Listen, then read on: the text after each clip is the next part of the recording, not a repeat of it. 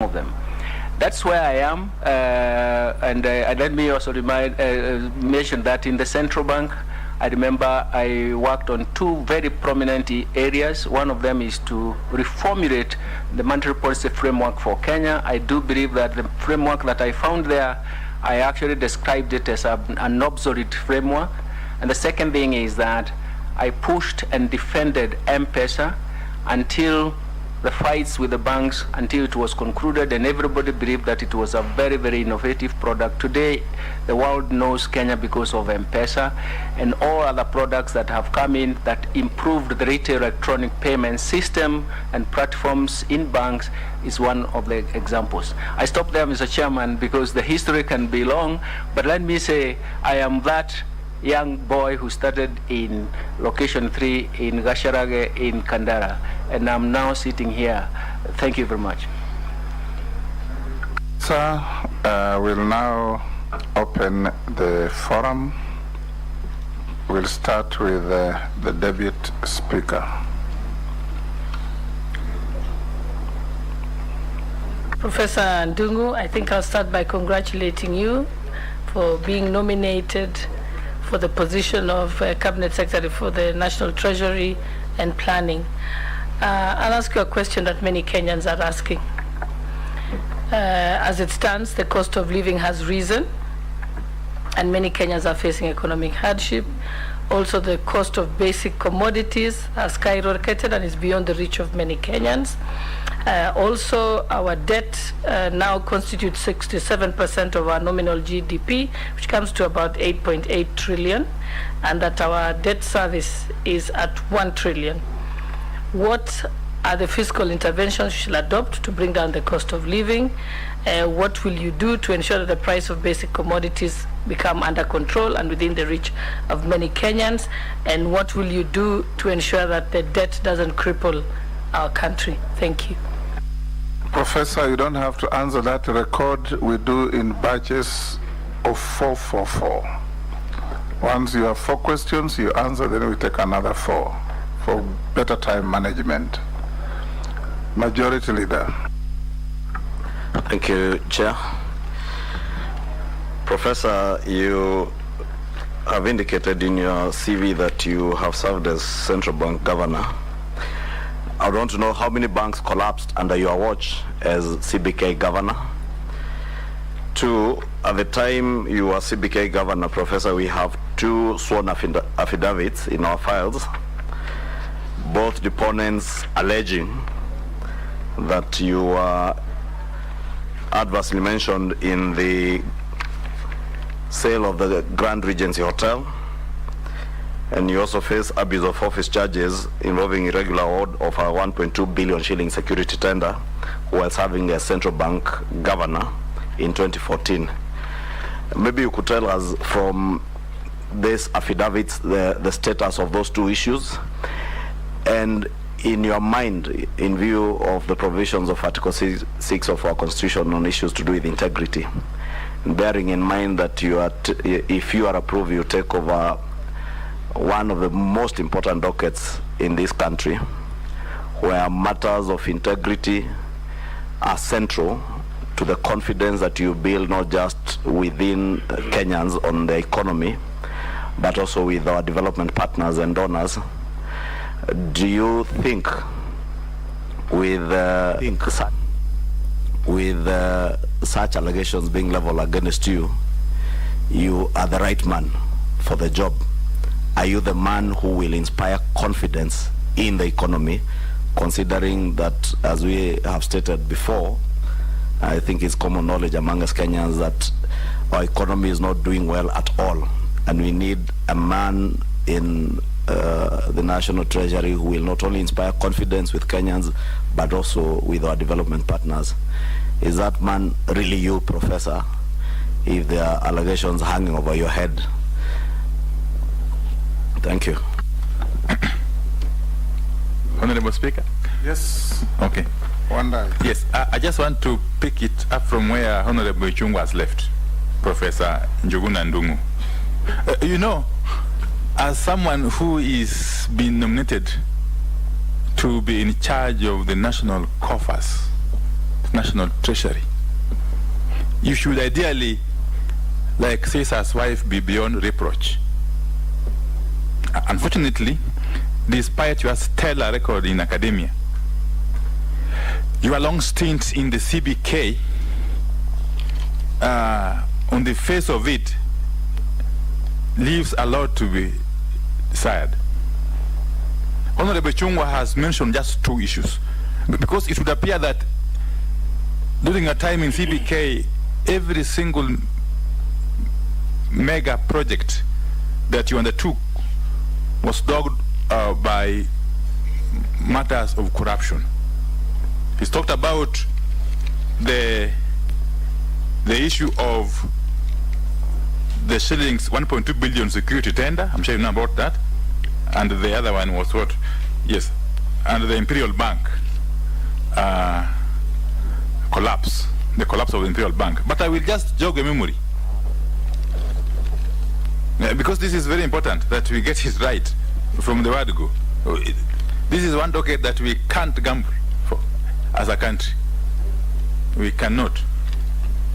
In fact, it is on record that the person who held this docket previously, I think the second last person to hold it, Mr. Rotich, was sent home on the basis of even less, on the basis of allegations which are even less serious than the ones which seem to face you.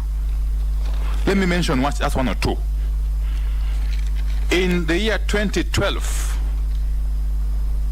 the Public Accounts Committee of the National Assembly did indict you. In fact, it barred you from holding public office on account of irregular procurement of printing contract to De La Rue. I'm sure you will remember that. It went further to call for, to recommend for serious investigations into your conduct, and that if criminal culpability would be established, should be taken to court and charged. You may want to update us on what became of this. That is very important. Two is the issue of irregular sale of the Grand Regency Hotel in 2008, whilst you were at the helm of the Central Bank of Kenya. A report by the Commission of Inquiry into the sale of the Grand Regency Hotel, that was chaired by Justice Coker, as he was known then, found you guilty of flouting procurement rules. It also went ahead to accuse you of lacking transparency, honesty, good faith, and of other unprofessional actions. Serious accusations that, if you juxtapose with the tenets, the requirements of Chapter 6 of the Constitution and the Article 10 of the Constitution on values and principles of governance, then you would even wonder why you are before us, before clearing your name. It would be a travesty of justice and democracy and fairness. But I leave it at that. Yes. Yes, Junet. Thank you, Chair, for this opportunity. Chair, I want to put to the nominee that in 2011, the year 2011, when you were the CBK governor, Professor Ndungu, Parliament investigated you for collusion with commercial banks to weaken the Kenya shilling, which became the worst performing currency in the world then. Your failure to protect the shilling, coupled with your monetary policies, saw massive repatriation of US dollars from Kenya to money markets which collapsed the money market in the Kenyan shilling. Even a Reuters, this survey, named you as one of the least effective bankers in Africa. With all these failures, what makes you so attractive to preside over Kenya's economy during even these harder times? And also, there is the issue of the collapsed Imperial Bank, Professor. The shareholders revealed in court filings that your spouse, Nancy Ndungu, exhorted the then managing director of the bank, the late Abdul Malik Jan Mohammed. The bank paid for a holiday in a luxurious hotel in Thailand. When these things came to light, you were in a hurry to liquidate the bank and cover up your role. That's the accusation they're saying in court. What's your response to that? And lastly, since you left the CBK, Professor, things have changed in this country. There was a new constitution that came in place, and the budget making process was taken to Parliament. Parliament is the one that, through the Budget and Appropriation Committee, is the one that looks into the budget of the country. We have had scenarios before, people who occupied the office before you, that office you are seeking, that who are forcing Parliament without listening to the parliamentary budget department, forcing Parliament to do things in a certain way which have become counterproductive. And they want Parliament to rubber stamp everything that they prepare at the Treasury. What's your take? What is the role of Parliament in the budget making process? Thank you. Professor, you can handle those mouthfuls. Thank you, Chair. And I really thank the questions that have come through. Let me take the same order they came through. Thank you, Deputy Speaker. I'm aware the cost of living and even hardships are rising. And you can see that it is actually punctuated also by the overlapping multiple shocks that have hit the country, negative shocks. And negative shocks that are persistent are always very, very difficult to predict in terms of their magnitude, the quantum, and even direction. So in a sense, the world over is actually suffering from that. But we have a new dimension in the Horn of Africa, and especially in Kenya, because the drought effect is actually a very major supply side shock that drives domestic prices and also drives energy prices. And this is where the pain, most pain is coming from. I do recall one time in my presentation to the Parliament, I argued that the then Parliamentary Committee in Finance, that we need to create buffers in the economy so that when there are supply side shocks, we can actually at least mitigate in the short term. And those buffers, for example, related to food security. Of course, it's expensive to store cereals for a long time, but the best thing is actually to have resources to do that, to buy at that particular time. Energy resources, that is petroleum backups. And then, of course, we should have buffers in terms of fiscal space.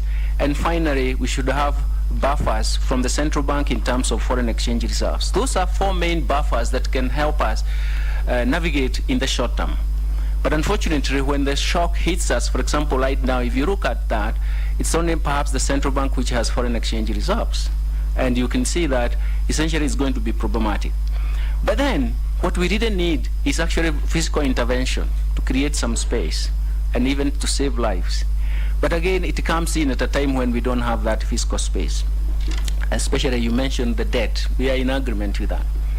I think right now, the way the situation is, given the multiple shocks, and even the supply side shocks that are quite prevalent, the best would be to look for concessional financing that would retire most of the debt, especially the domestic debt, which is very, very expensive. It's taking quite a large proportion of recurrent expenditure, about to the tune of about 33%.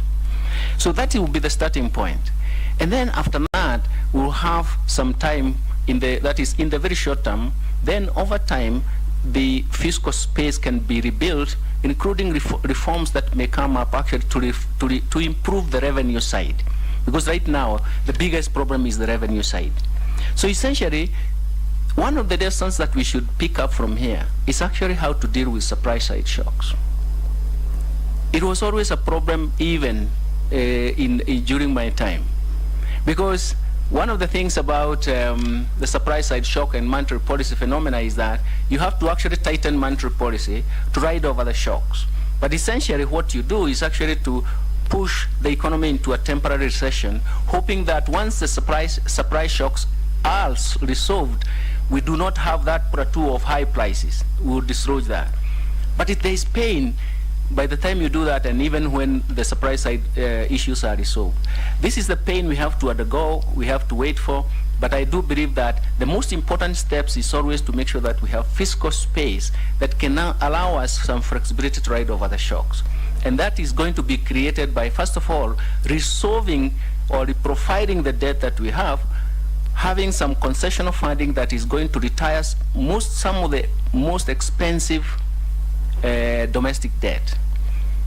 And then from there, slowly the fiscal space will build up, the price side will come back, will be coming slowly back to the market, and then we can now start looking for how do we create fiscal consolidation. The president has already signaled some signals about fiscal consolidation. And this is something that will continue, but it will not continue until we resolve the crisis facing us, and then we resolve the debt issues. That's how I would approach it. It should be a short-term problem that can be solved, but it has to take a bit of time. Thank you, Majority Leader. Thank you for your fantastic questions. During my time, there is no bank that collapsed. I was governor of the Central Bank of Kenya from March 2007 to the beginning of March in 2015. That does not mean, Mheshimiwa Majority Leader Bwana Kimani Ichung'wah, that there were no problems. There were problems. But you have to make sure that you bring in or you develop new solutions and new interventions to save the market. And that's what we did. There were several mergers, but those mergers were actually geared towards preventing any collapse of the banks, because market situations do change. Some projections in marketplace can change. And so the regulator must know what to do. A regulator is not someone who is waving an axe in the market. A regulator is a person who is trying to understand the market, help develop the market, and the third one is regulate and protect the market. So those three dimensions are very, very important for a regulator. And that is what I did for most of the time that I was there. Now, of course, the affidavits that have come up, let me comment on them. One, the first point I would like to make, Mr. Chairman and honorable members who have asked this question, is that we want to stop at the first point of just mentioning what it is. We don't want to go further and see what has happened. The case, for example, for the procurement, I fought it through the courts to the Court of Appeal, and there was a judgment. The case of Grad Regency, I think the statement is that I was adversely mentioned. I was an agent of government, and this was a government-to-government sale, and I was the one to negotiate and to receive the payment, which was actually received by the government. And for your information, the end result was that it gained 3.114 billion shillings that was actually used in Lamu to dredge the port. The idea in government then was that such recovery from corruption proceeds should be used in fixed investments that would give Kenyans perpetual benefits, and that is how it was allocated there. There was a commission of inquiry that was started, but it was supposed to check whether the sale was appropriately done. Now, the whole issue was, how was it appropriately done? According to that commission, it valued the hotel at 1.8 billion. Then the question they were asked, what about the central bank? How did it value the hotel? It was at 2.2 billion. And then how much was the hotel sold by the central bank? It was sold at 2.8 billion. The difference between 2.8 billion and 3.114 is because of the retained earnings during the operations. So in a sense, it was value for money, and that was what the committee was supposed to establish. Let me state this, Mr. Chairman, with all due respect, that we are, and especially for me, I've been a victim of abuse of the criminal justice system. For example, the procurement that has been mentioned, the whole idea was to get Jogona Dongo out of the central bank. How do you do it? That's why even if you go to the records, you will just be embarrassed, the kind of facts. Now, the biggest problem I have, Bwana Ishongwa and the others who have asked the question, is that the National Human Rights Commission, the Kenya National Human Rights Commission and the Transparency International should be coming to our aid as victims of abuse of the criminal justice system.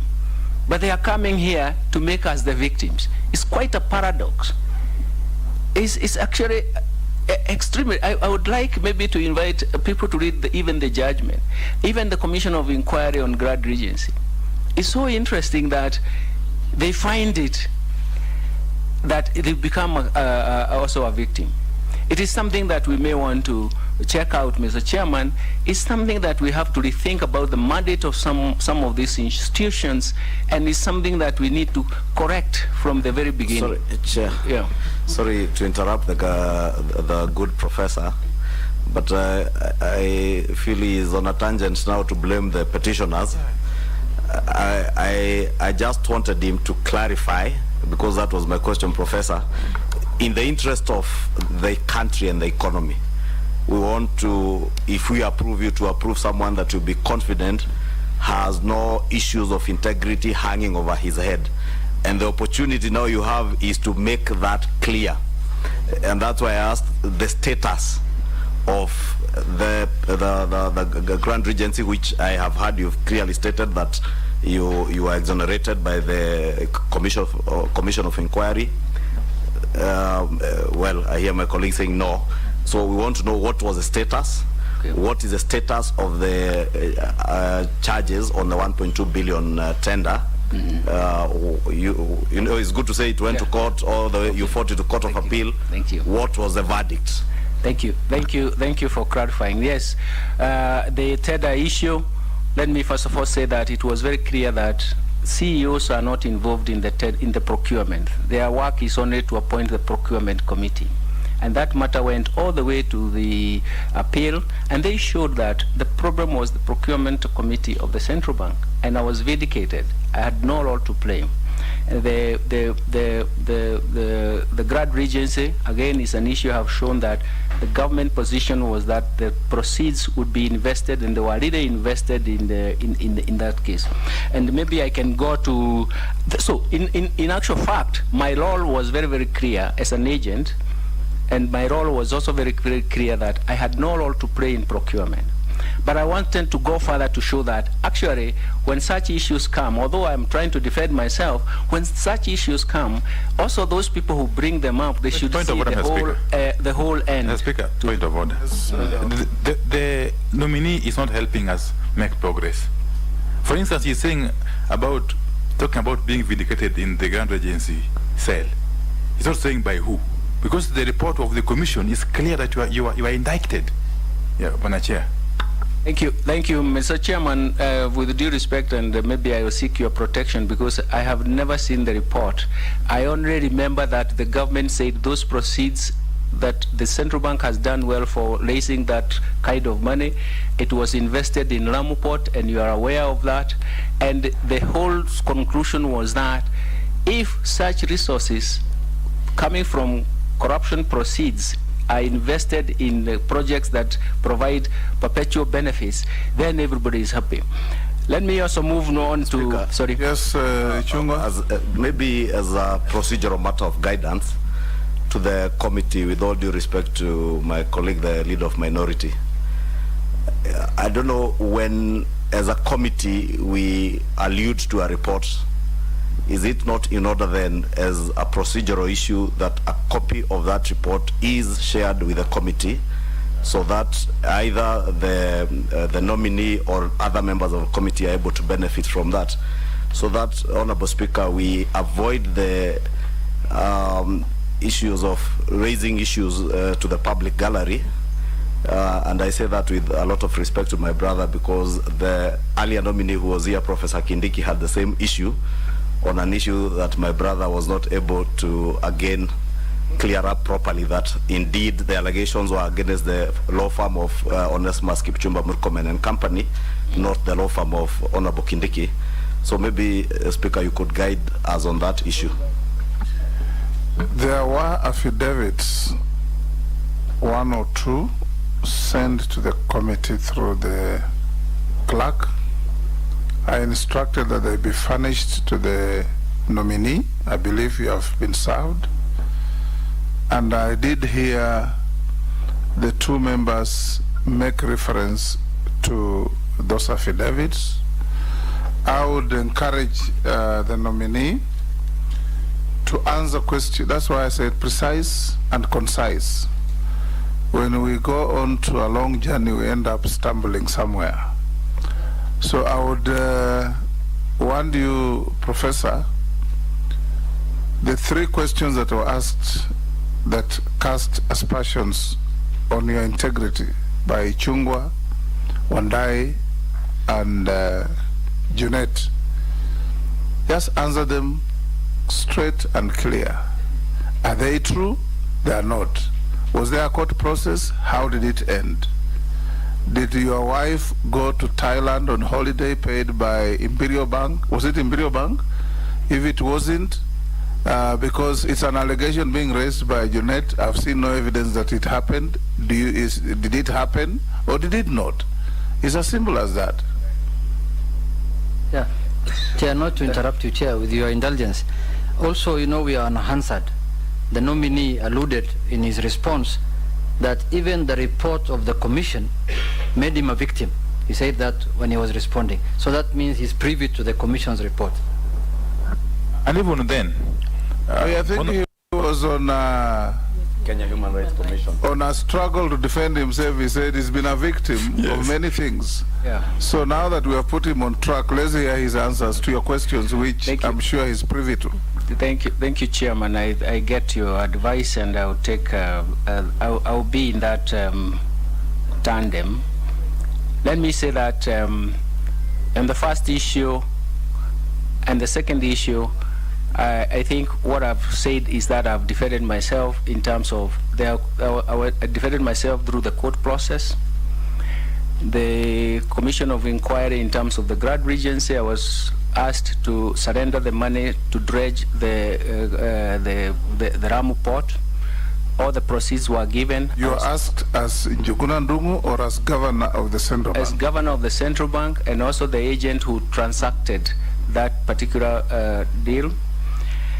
The printing contract that Mheshimiwa Junet, with due respect, thank you very much, that matter came to Parliament. It was debated, and in the end, it was not the central bank that determined the printing contract, because it was there even before I joined in, and so I was exonerated on that. Then the reports are very clear. I've never been involved in contract for publishing for any currency printing. And again, the Treasury also went into joint venture with the Deraru, and that is how the issues were determined. So it was not a purview of the central bank, and the matter was dissolved that way in the central bank. The Imperial Bank never collapsed when I was in the central bank. I had already left, and it was several years when I had left. And the bottom line is that I was never part of that, and I never flouted, and also the flouting of the procurement rules. I never flouted any rules, because in the then law, since then they have been revised, and bear me with that. Since then, the procurement law has been revised. The CEO of an organization, his role was, or his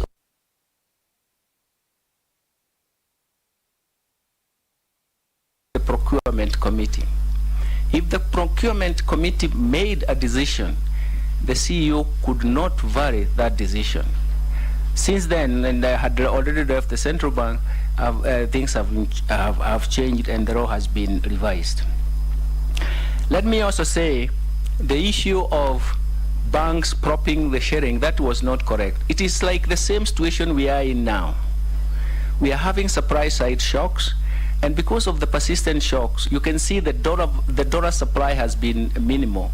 And so in a sense, when you look at our current account deficit, it is the one that signals whether the currency is going to depreciate or appreciate.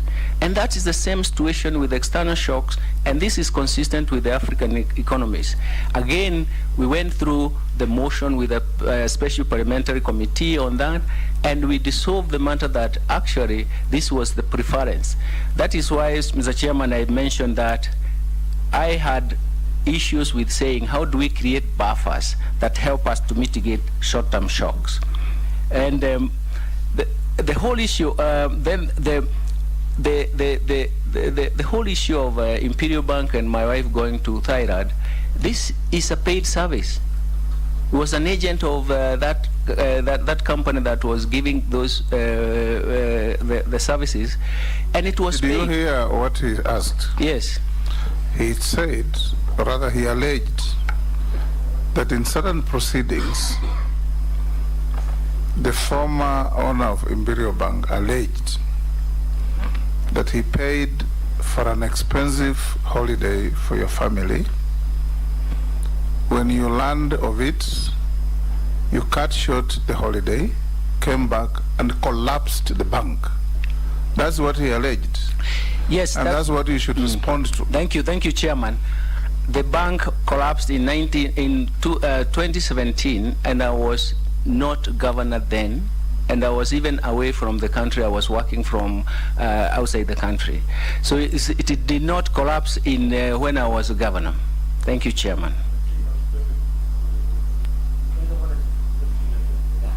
Yes. Yeah, just for your indulgence, Chair.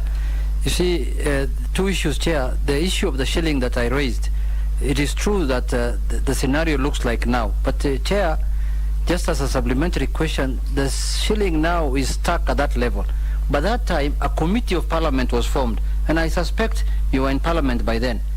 Then, after the investigation of parliament ended in a month or a month and a half, the shilling came back from 120, came back to 90. So it looked like a setup. Then lastly, Chair, did the trip to Thailand happen or did not happen, in spite of the bank collapsing in 2017? Thank you. Thank you, Chairman. Let me say this. Once the crisis has been resolved, then there is inflow of foreign exchange. And because we have an open capital account and a floating exchange rate, the appreciation will always take place, because the depreciation is coming because of scarcity. And that's what happened. You can even produce graphs to that effect. That is, I wanted to correct that. The trip to Thailand took place in 2014. And then the agent of that was himself, I can't remember the name of the one you have mentioned. And we were paying him in advance to go. So it was a trip that was paid for. You pay him. So it took place, we paid. He was an agent. He was an agent of that particular resort. And you paid him directly. And then and all those details are there. Pay for the holiday? I paid for that holiday for my wife. Okay. Yes.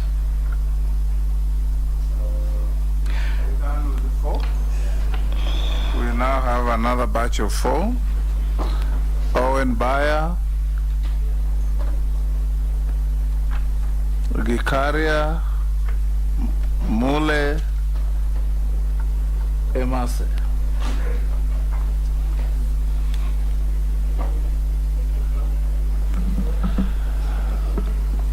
Yes, can I go ahead, Chair? Yes, go ahead. Okay, thank you very much. To make good progress, Professor, listen to the questions very carefully and answer them as precisely and concisely as you can. Okay. When you embark on a misadventure, you land into a series of problems for no reason. Okay. Thank you, Professor. Thank you, Speaker and Chair. Away from the personal issues that, of course, you've gone through, I want now to focus on what is now and the position that you have been nominated to. We would like to know, as Kenyans, what is your vision as CS for Treasury. You handled the central bank. It was a different institution. It was a regulator. It did many other things. Now you're coming to full public service. You're coming into the ministry, which very many people in this country blame it for the kind of economic mess that we are in. What is your vision for Treasury and economic planning? How are you going to solve the problems that are now here? The problems of skyrocketing prices, the problems of the fuel, the subsidy issue, and the hustlers out there are looking at you as the person that are going to redeem them. How are you going to do this? What is your vision? If we know your vision, we'll be able to know where you will take us, and that you'll have less of the issues that you had at Central Bank. Secondly, Speaker, the current CS has pronounced that he cannot disburse money to CDF because he says the court ruled. But we also know the court, and Kenyans know the court ruled on the issue of the CDF Act 2013, not the NG-CDF that is subsisting now. Members of Parliament and Kenyans know the benefit of having CDF. On the fiat of a ruling on a previous act, Kenyans have been denied that money. Would you disburse CDF? Thank you. Thank you, Chair. Maybe Ndongo, the nominee Treasury. You know, at the end of the day, it is what is collected that has to be spent. So as Parliament, we will do budgets, the government, the executive will do a lot of budgets, but at the end of the day is what is collectible that can be able now to translate and actualize the policy and the government expenditure that is there. So, one of the issues that has come up of late is that taxation has been politicized to an extent that some people look like they are being targeted. So one of the questions among politicizing tax collection is that our revenue collection currently, which stands at 2.2 trillion this financial year, but the debt, public debt is so huge. So what innovations are you, strategies that you're going to have to employ and grow that revenue collection of this country without necessarily, you know, just thinking of taxation to the poor or getting a lot of money? Which other methodology would you come up with to collect enough money to be able to meet our budget requirement? Thank you. Thank you, Speaker. Thank you, Professor Honorable Mule Matungulu. The current situation in the country economically, we are under serious distress of hardship economically, and we would wish to hear from you as the person to turn around the situation. How will you put the directive which has been given by the President of cutting down the costs of the budget by 300 billion in 2022-2023 budget to allow relief for Kenya's spending and borrowing pressure, and at the same time look at that vis-a-vis the intention of job cuts within the country, whereas when campaign trail was on, we promised that we are going to grow the economy as quickly as possible in the framers of bottom-up. Yes, the job cut to make sure that this realization of the 300 billion is evident, and it will definitely affect serious programs of the government like public-private partnership, PPPs, whereby the framework is rests squarely with Treasury. How are you going to sync that with the particular ministries which will be involved in all the PPEs to save this country. Thank you.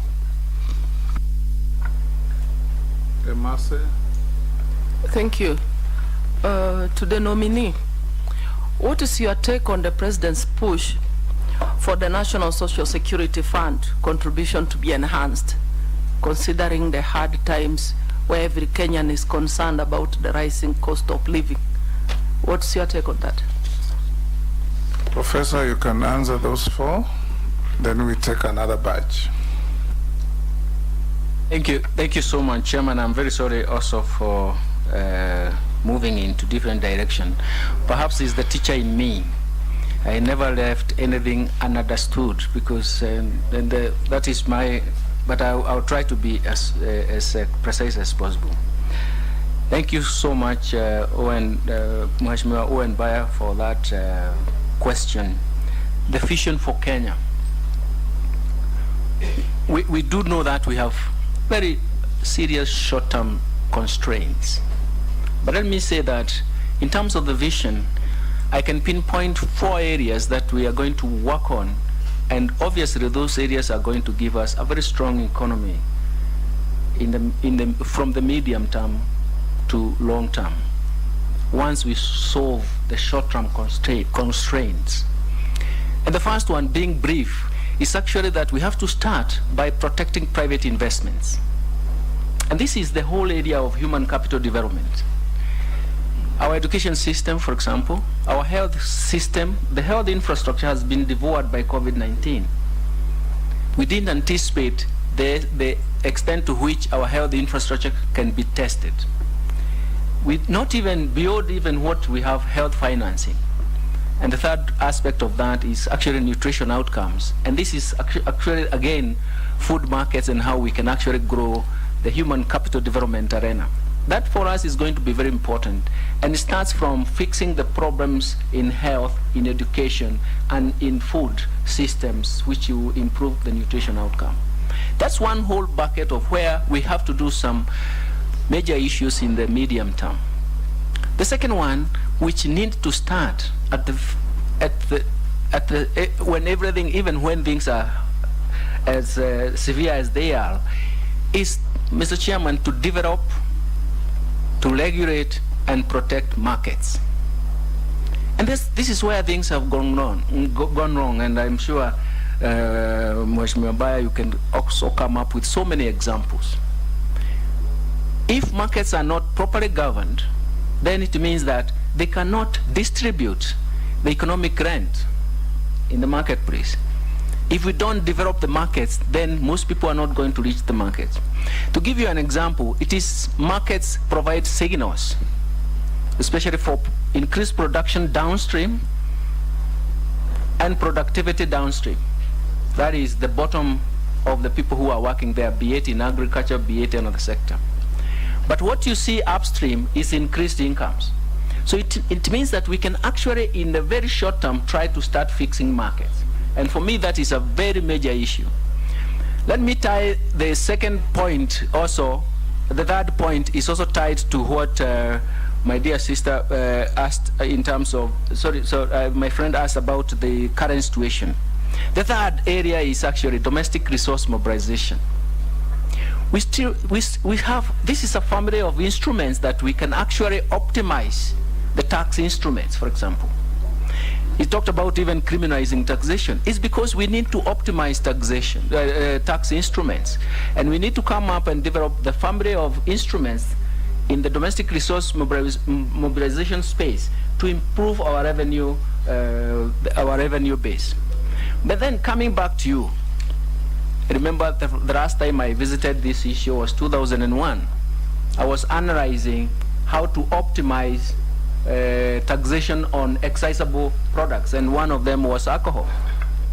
And I showed that you can actually optimize it by knowing that if you go, every tax system has a lava curve.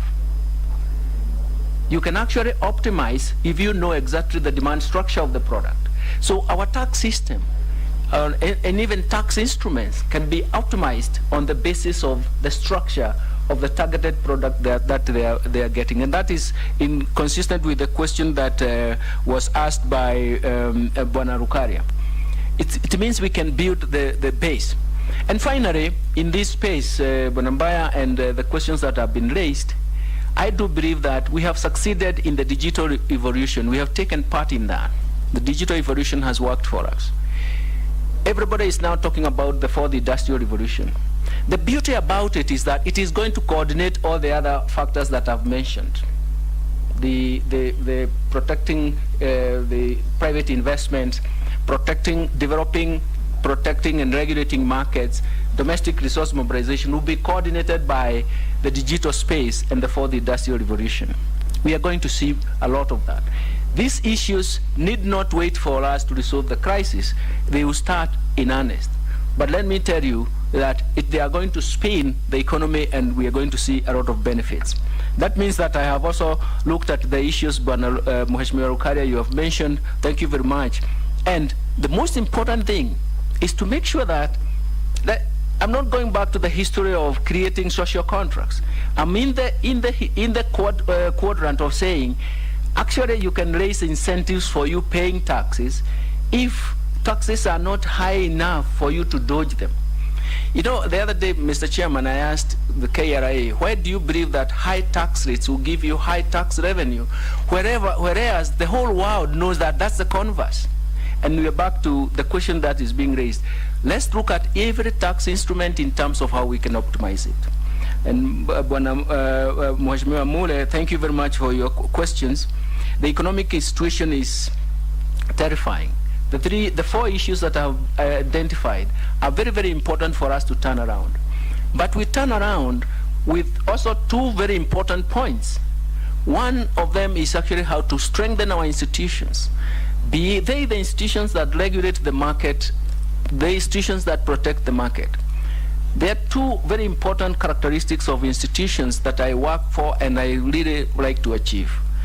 One of them is to define the legal framework, or the rules of the game. And the second one is actually to define appropriate incentives.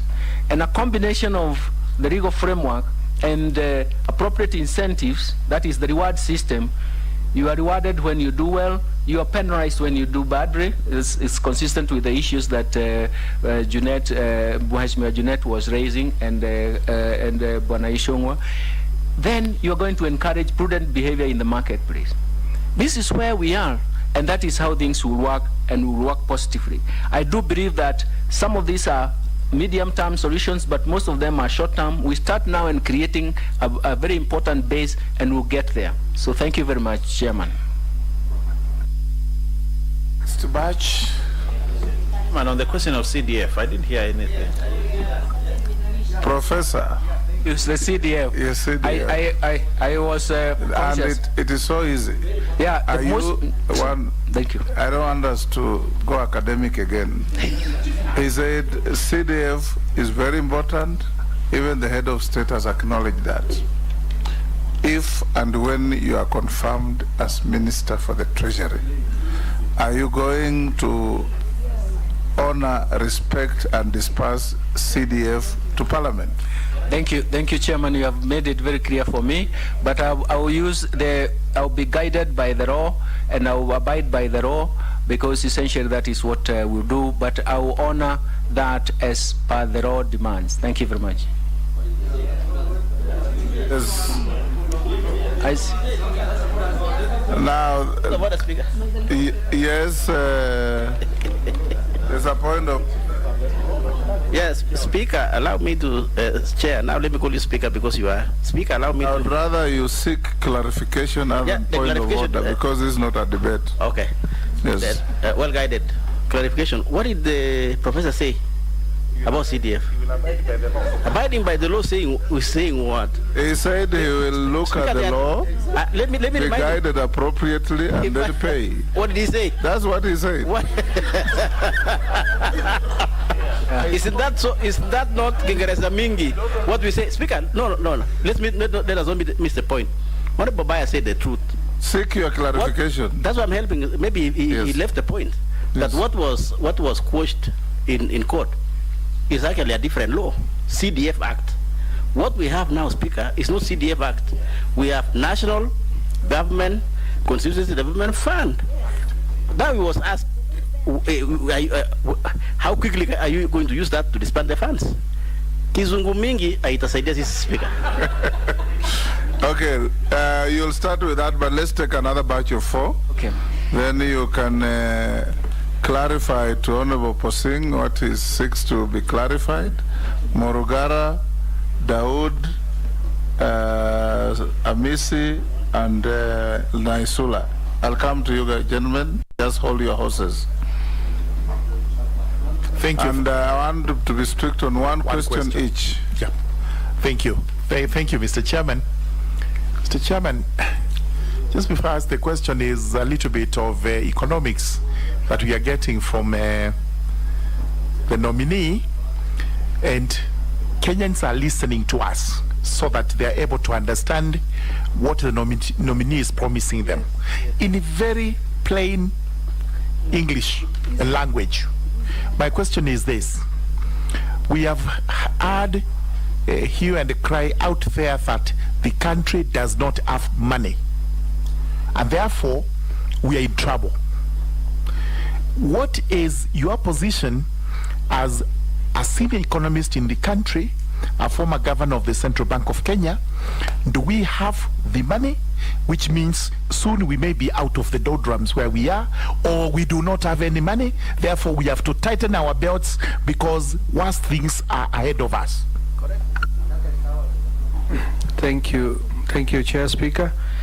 Speaker, to the nominee, I don't know if he would be aware that his peers, or the peers in the Treasury, has already instructed the police department to return vehicles, 204 vehicles back, which were leased during the elections, and the policy, if that is the policy which would be there, it would be very wrong. Regarding dollar deposits, Chair, we are being told that there is no money, like my colleague has asked, but it was in the public domain that the dollar deposits in Kenya are at an all-time high. People in Kenya have got dollar deposits in dollar accounts in Kenya to the tune of 915 billion. I don't know it's dollars or shillings, but it's the highest, it's double. And people are hoarding dollars in Kenya. So there is no, the rate we are now looking at as of today is 121, which has been created artificially. Can the governor tell us how he would handle that? Because once that comes into the market, then the balance of trade and the payments, everything will go down.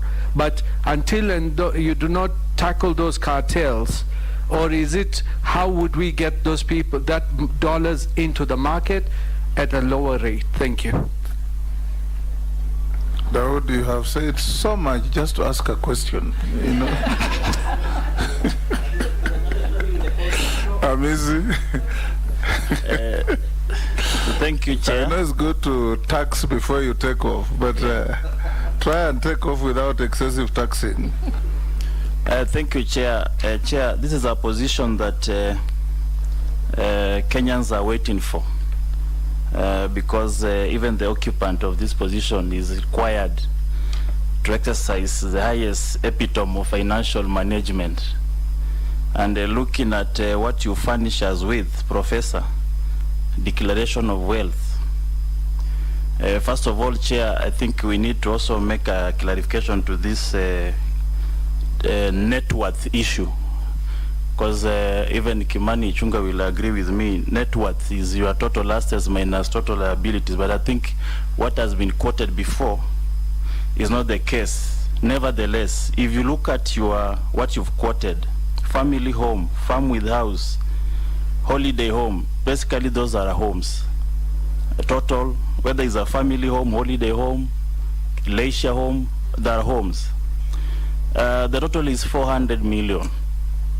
Somebody will ask, before even going to the rest, out of 941, 400 goes to homes. Is this the advice you are going to give to Kenyans, that half of your health is a home? Because that's where management of resources and the gauge to how you can run our economy, it starts with you as an individual. You look at the list of the wealth. I don't know whether you came here by walking, because there's no car listed. But according to my knowledge, a car is an asset.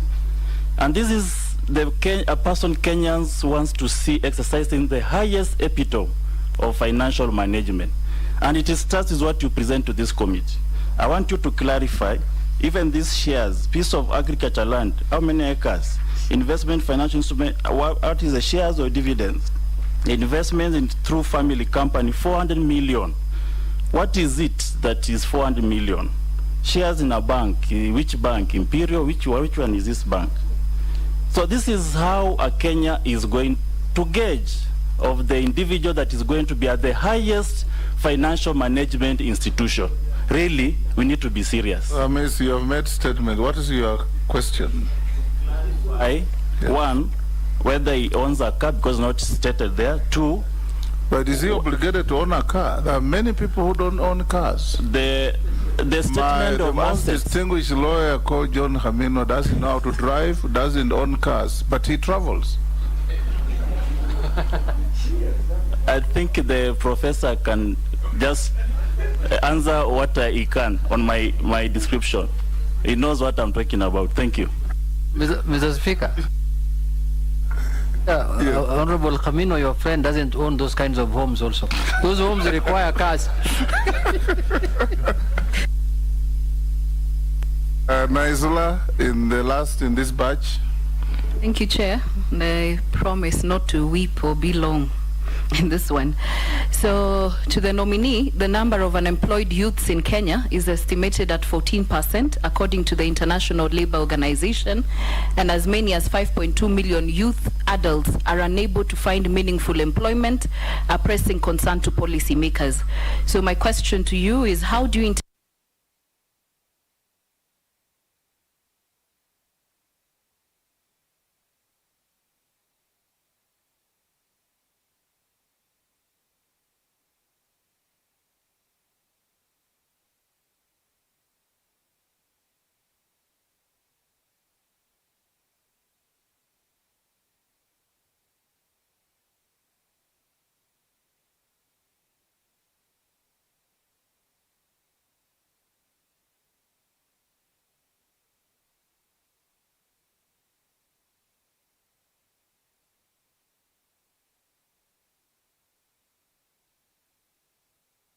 more than they are allowed by the law.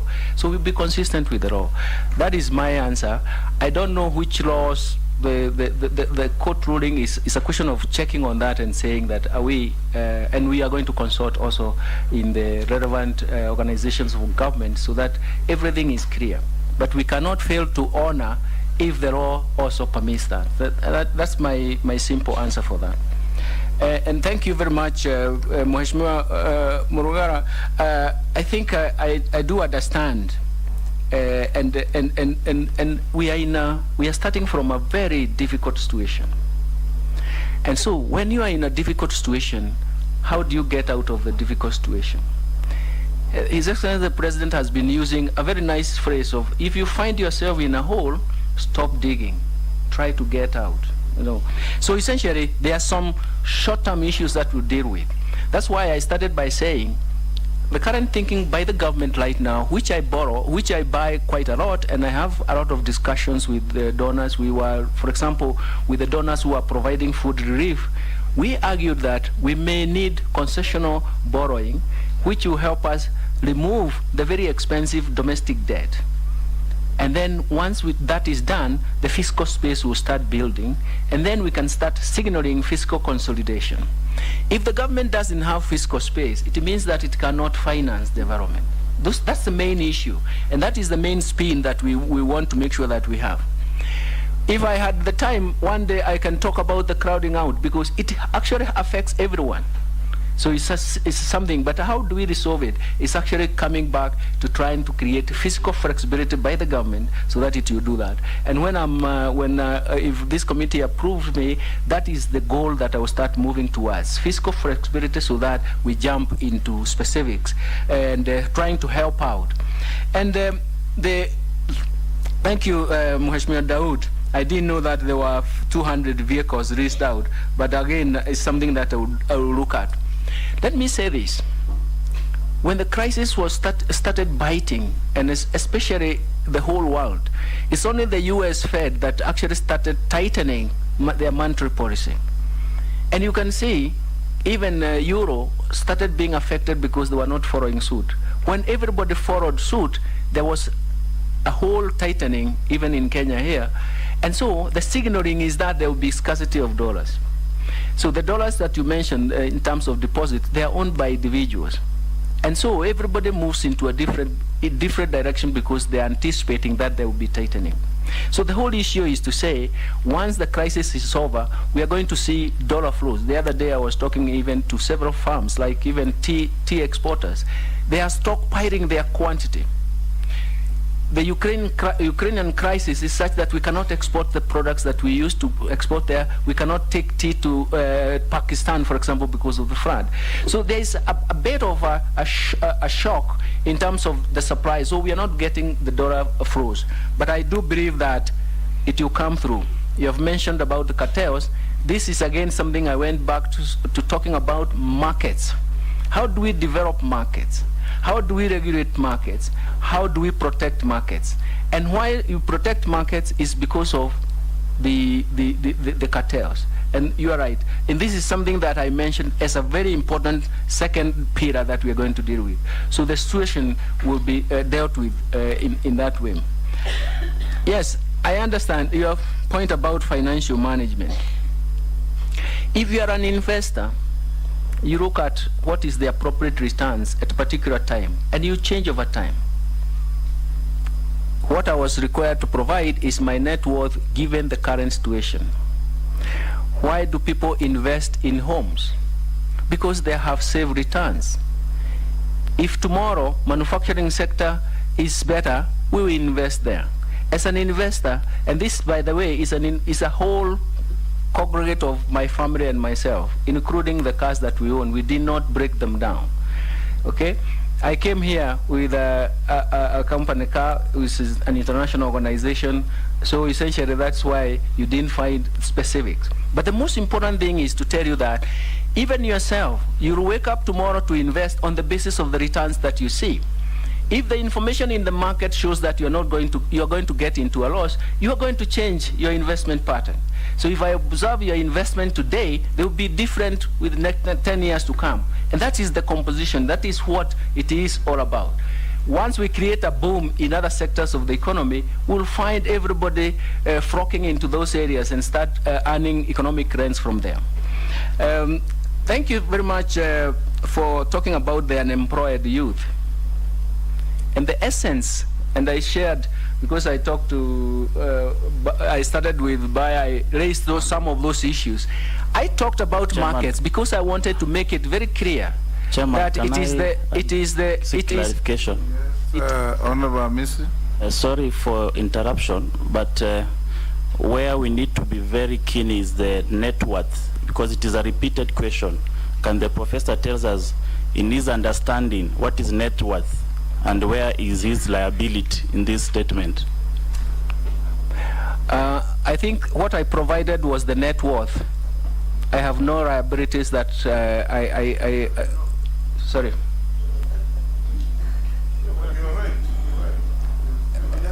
I calculate, by the time I move out, I'm asked for the net worth. That is what I computed and provided. Yeah. Then I wanted to go back to the youth issue, because the youth issue is very, very important. And I think, Madam, the whole issue, what I talked about the markets is that is the kernel of bottom-up approach. All the Naisula Lesoda. It's called Honorable Naisula. Naisula, I didn't write the name. It was so fast. Thank you so much. But the whole idea, look at it this way. We have looked at the youth issue from even the demographic transition, from very many dimensions. But we do believe, and I strongly believe, and I agree with the government here, and the bottom-up approach is that once we structure the market, once we develop different markets in different segments of the economy, and once we actually protect those markets and govern them well, then it means that you can join in the market and eke a living. There will be interventions that may be required for you to participate in that particular market. And that's why everybody is talking about the manifesto for Kenya Kwanza, where we talk about the Hustler Fund. The Hustler Fund is an intervention to help you join in that market. We do believe that most of our youth have a lot of potential, but they need interventions or support to get into those markets. Given that as we move in that direction, I can promise you the demographic dividend will be in sight for us. But the most important thing is to say that those markets where they participate in is where we want to provide interventions, and that is what is going to happen. And the interventions are creating appropriate funds, but also creating appropriate ventures, market signals that are going to help in terms of that market, Mr. Chairman. Thank you very much. I hope I was brief. Raso, Honorable Sharia, on Emasa, you have already had a bite. Robert Mbui, Ferdinand, Mishi, and Koech. We'll take now more than 4, Professor, so that you answer and respond to all of them. So start with Honorable Raso, Honorable Sharia, Honorable Ferdinand, Honorable Mbui, Honorable Mishi, and Honorable Koech. Thank you very much, Mr. Speaker. Professor, by Kenyan standards, you are a wealthy man. If I go to your pro bono, development of 2 classes at Gathange Primary, 250,000. Develop 2 classrooms at Gacharage Dispensary, 20,000. That adds up to 620,000. If I look at your net wealth, that is 0.006%. What is your philosophy on wealth creation and prosperity sharing? Because you say you represent the hustlers. Finally, question at a time. Finally, there is this move in the UK where the new Chancellor advised the Prime Minister on the economics. And it has really caused a big hue and cry in the UK that they say that that government must go. What do you say about the president saying that we must first tax wealth based on actually what you have supplied the committee this morning? Thank you, Chairman. Thank you, Chair. Professor, we've had one issue that we've been grappling with the National Assembly, is the application of Article 223 by the National Treasury. In your view, what do you think is the remedy available to the legislature in the circumstances where such expenditures do not meet the threshold of a supplementary budget as espoused in the article, the PFM Act and its attendant regulations? Very good. Ferdinand, one question. The 2, but I didn't restrict myself to 1. The local blame game, Professor, is that the government wastage and the huge public bills that we see around, and that is actually contributing to the huge recurrent expenditure. In your view, for us to be able to grow, what do we need to do to reduce the current expenditure in the government for the economy to grow?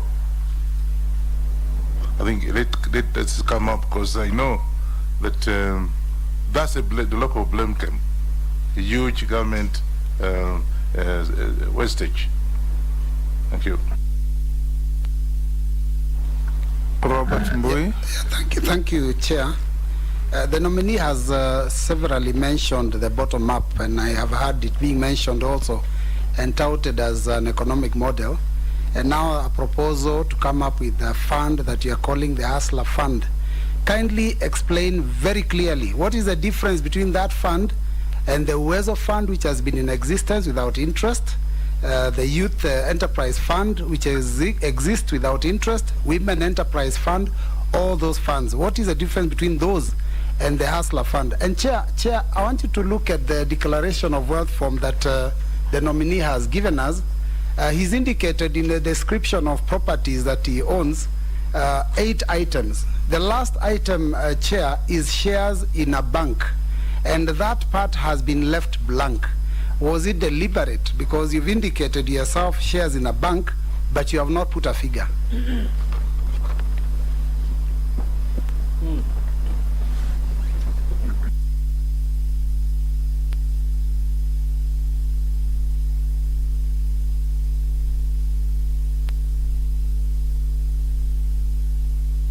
The next was Mishi. Sorry, Mishi, I was checking a document.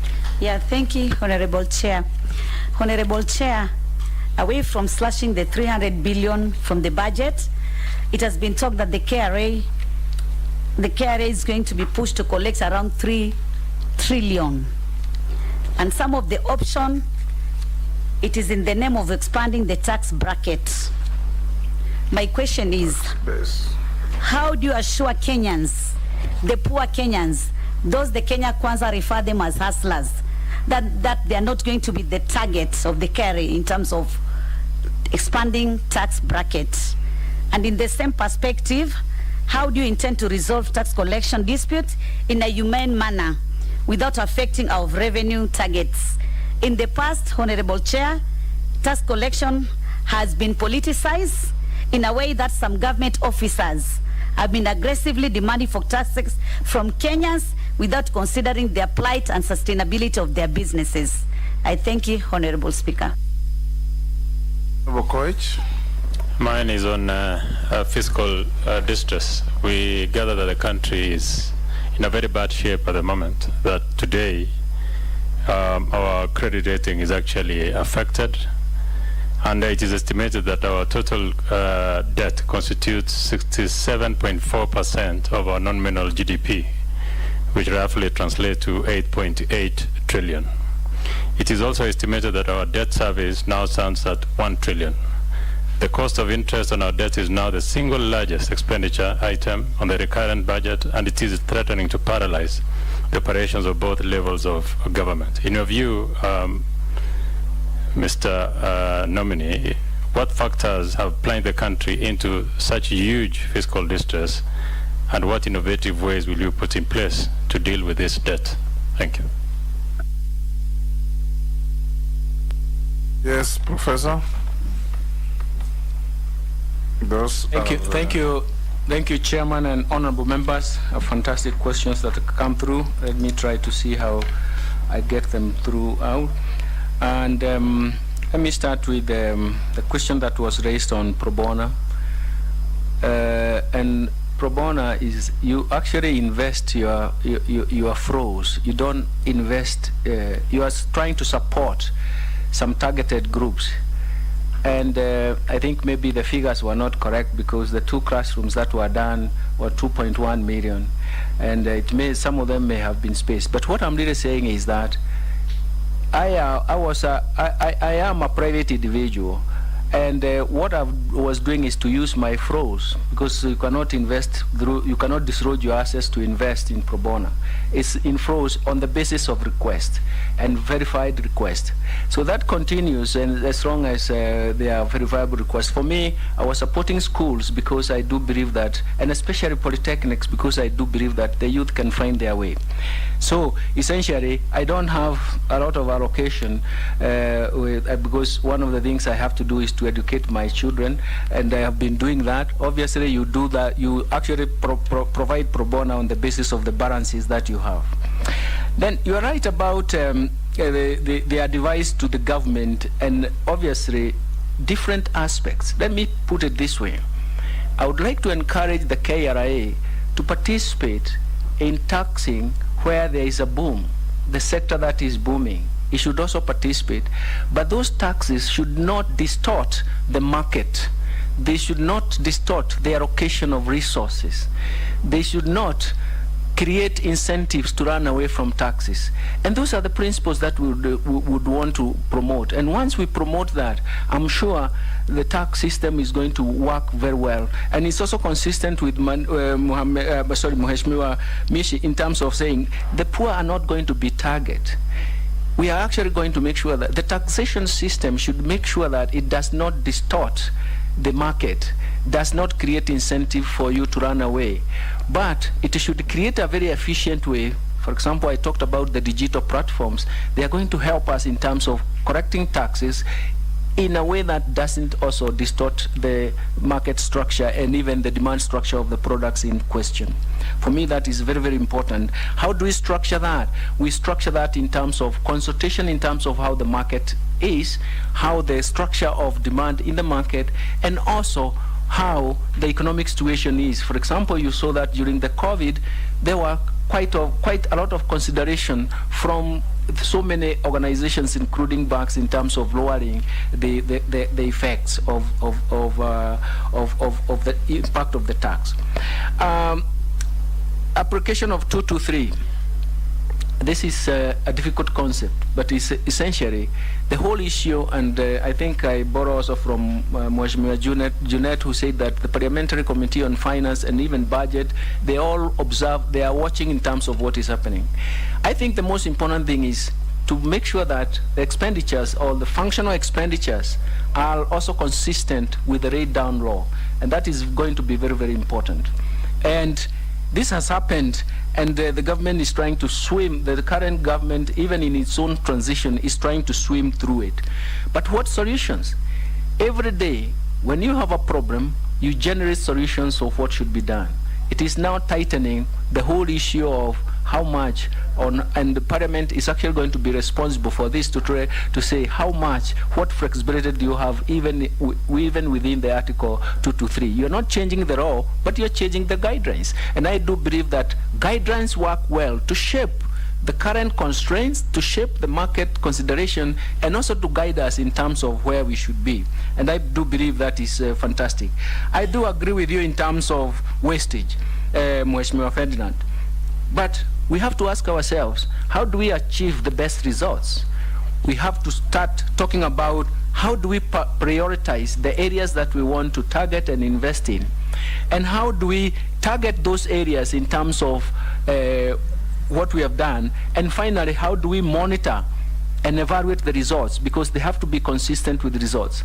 So we have to create that awareness in terms of the priorities we want to have, and list the priorities. Some of those priorities can be time bound, and then we want to see whether we have results. Can we evaluate that? And if the totality of the results was to make sure that the economy grows, it is not only going to improve the welfare, but it's also going to improve the tax collection. And that is why I do believe that is extremely important. Mheshimiwa Speaker, I'm not satisfied with the answer. Just seek a clarification. Yeah, because we're talking about the government massive wastage and huge public, salaries and what have you. So what are you going to do to tame that? That's what has been a blame game out here. So you have told me the scenario as it is. Thank you, so Chair. What are you going to do if I have to make you the minister for? Thank you, Mr. Chairman. And I alluded to this earlier, and I said that one of the things is actually to understand where did the rain beat you. The first thing is to make sure that you have stringent measures in terms of containing that. I argued earlier that we need to come up with some concessional funding to actually try to resolve the current constraints. Once you are out of those constraints, then you come down to prioritize which areas, which wastage, for example, what you're really saying, can we cut? And how do we restrict those? How do we create formidable regulations and guidelines in terms of curtailing those wastage? But right now, you have to get out of the problem you are in. I do know that the wage bill is quite high. Then the next thing, what do you need to do with the wage bill? What kind of rationalization measures do you need to do? The promise I am giving you right now is to say that whatever areas that we focus on, we want to make sure that we have sustainable footprint in terms of policy, in terms of actions, in terms of guidelines. That is the only way we can survive to the next decade. If we have sustainable guidelines, sustainable frameworks that can be tested over time. And that is the way I was trying to approach it, so that I don't want to specifically talk about any issue, wage bill or all that, but I'm really saying that we need to come up and prioritize. We need to target. But in all those actions, they have to be sustainable. They have to be seen to be sustainable and time-bound. And that is going to be very, very important. Thank you. Then I was going to Mheshimiwa Mishi and the KRA. I think I've talked about that. The Kenyans, we cannot target when you are in such a dire situation, when poverty is biting and cost of living is rising. That is not the time to increase taxes or retarget taxes. That is the time to look at areas where you can provide interventions.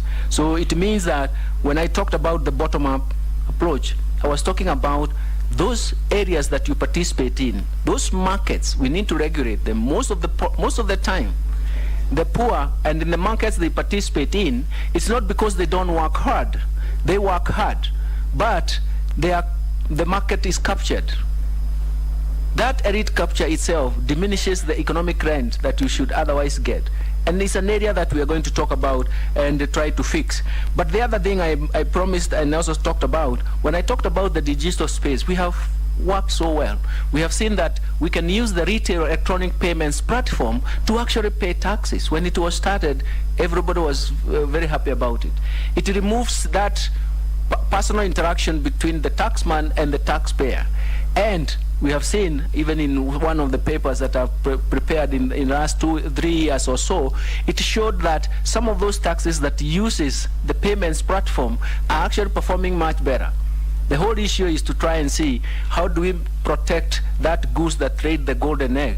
That is the main point, and that is the policy of taxation that I came up with. I talked about, please do not raise tax rates to the point where it becomes an inducement for you to evade taxes. That is, you're killing the goose that laid the golden egg, unless you want to say bye-bye to the golden egg. Mheshimiwa Koech, thank you very much about this growing fiscal distress and the debt. Last December, we had a special issue of ATANO where we talked about growing with debt. So essentially, it's an area that I'm quite comfortable with. When the HIPIC initiative was started in 1997 by the IMF, the first paper in that book was our paper, and we argued that external debt is a major problem. So we didn't know that domestic debt would also become a major problem. So we are in the same space. We have to look for avenues and solutions to make sure that it works, and that is what we want to make sure that it works. I think Mheshimiwa Bui, the Hasra Fund.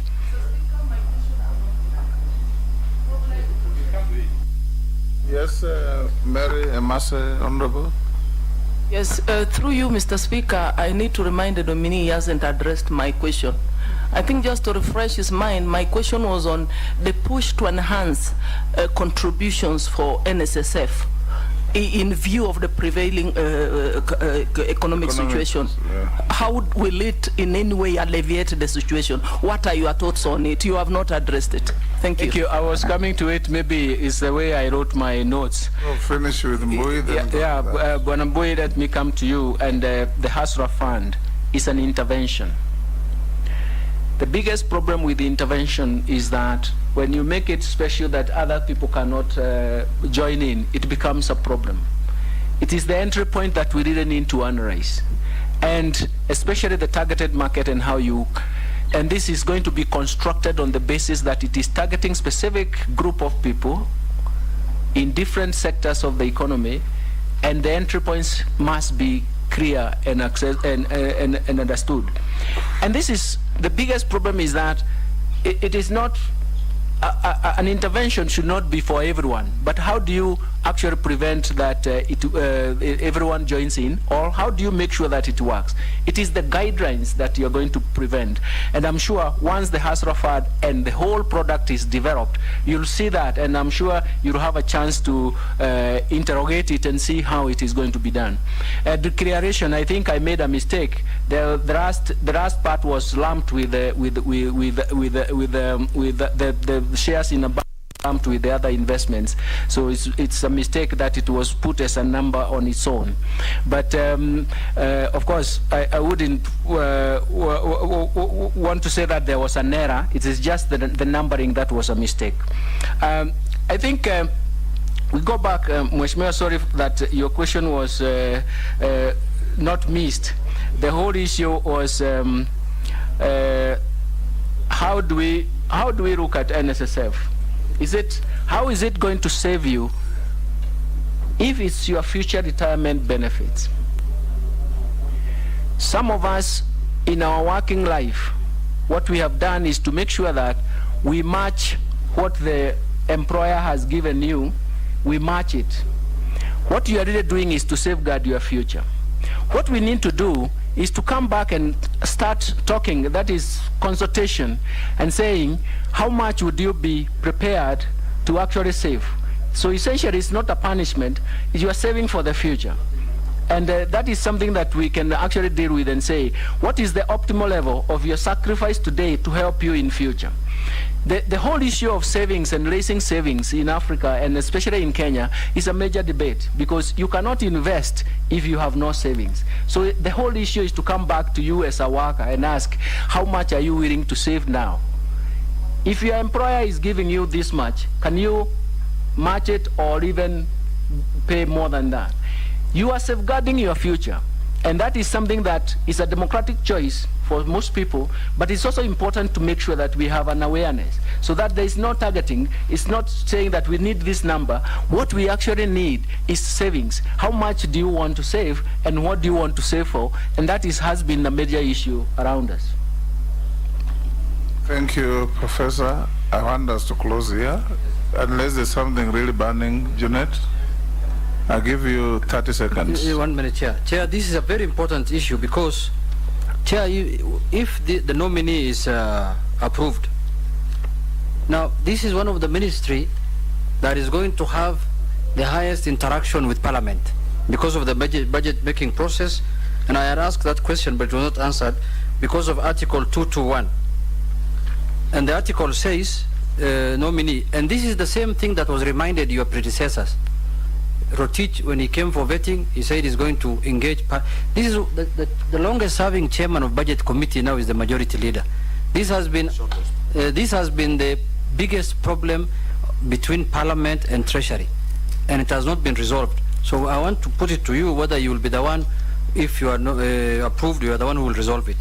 It says the National Assembly shall consider the estimates submitted under Clause 1 together with the estimates submitted by the Parliamentary Service Commission, the Chief Registrar of the Judiciary, and Article 127 and 173. And 4, before the National Assembly considers the estimates of the revenue expenditure, a committee of the Assembly shall discuss and review the estimate review the estimates and make recommendations not to Treasury but to the Assembly. Now what happens normally, Treasury, they go and make their budget estimates and bring it to Parliament. And they want to force Parliament to pass the estimates as they have brought it. And if you don't do it, they go and tell the President. Then the President summons the budget committee and tells them, this is my budget. But the Constitution says the National Assembly should review and submit it to the Assembly. It is if there are things that needs to be changed, then the Assembly will discuss it with the budget committee. Then at the floor of the House, they can agree that this is the budget we are going to pass. This has been a bad practice in our country. But nominee, are you willing to change so that Parliament can have its leeway, its freedom to discuss the budget and pass it within the Assembly? Yes, majority. Chair, with your indulgence, maybe just to put in better context what the Honorable Junet is saying, CS nominee. Parliament indeed considers what Juliet is saying in line with the Constitution through the BPS. But the main challenge has been deviation from what is passed on as a budget policy statement, because it also includes estimates and ceilings. When you table your annual estimates, it is completely different from what was passed as a budget policy statement. So maybe just to paraphrase what Junet is asking, are you going to commit that what then is agreed on as a budget policy statement, because that is what you commit to and that is what the House passes, that then you will ensure that your annual estimates are in line with that budget policy statement? And it goes along with CS nominee into ensuring that you stick to what you intend to do. Because again, the other big problem we've had is abuse of Article 223 of the Constitution. And I have engaged you in another fora, and you know, where the current National Treasury CS has committed close to 200 billion shillings over and above what has been approved by Parliament without approval of Parliament. Therefore, maybe I should also add that as a question. Are you also committing that in case you are approved, we shall see to an end to the abuse of Article 223? Because it is reserved for things that are of emergency in nature, not to pay for land like the Ruaraka land scandal. Maybe for information, the Ruaraka land scandal emanated from Article 223. It's something that was done especially around this time when there are no committees of Parliament yet set up, just before an election or immediately after an election. Are we going to see an end to that abuse of Article 223? Sure. Thank you, Chair, and thank you, honourable members, and thank you very much, Mheshimiwa Junet. Let me say this: history is very, very important, because we are told that if you forget your history, you'll be condemned to repeat it.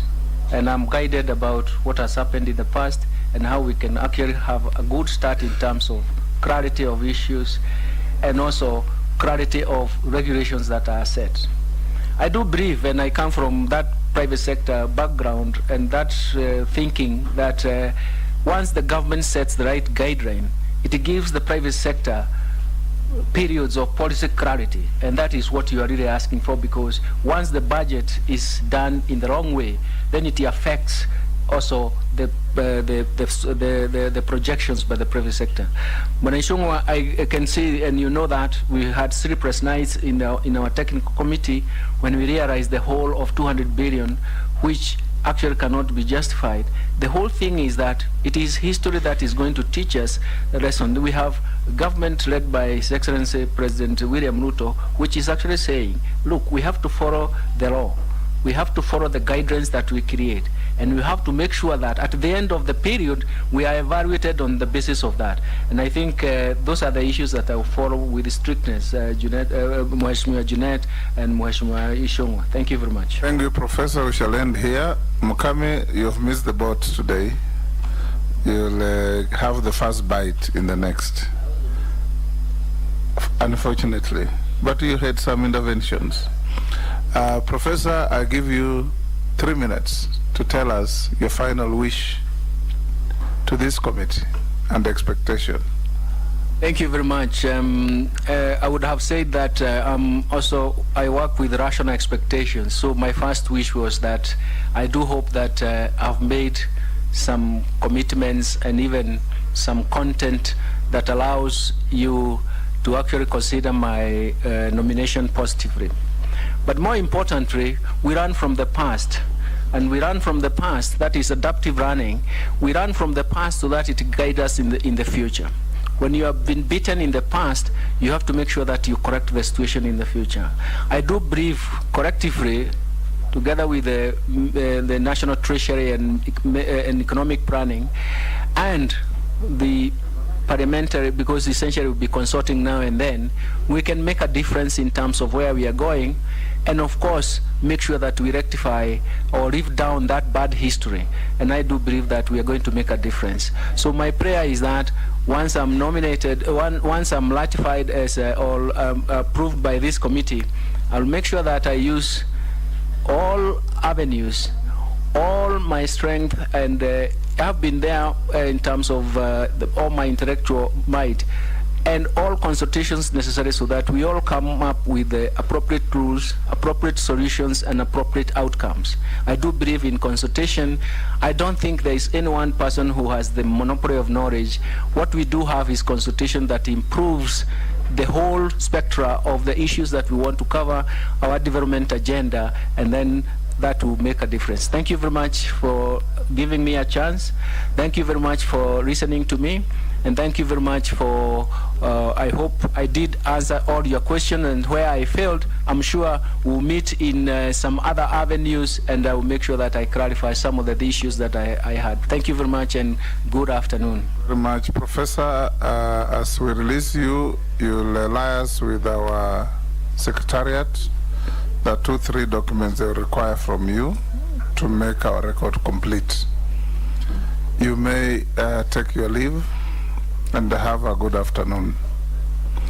Honorable members, we will Thank you, now... Mr. Chairman. Thank you. As the nominee leaves, it is now 1:20. Break for lunch for 1 hour. We resume at 2:20. 2:20.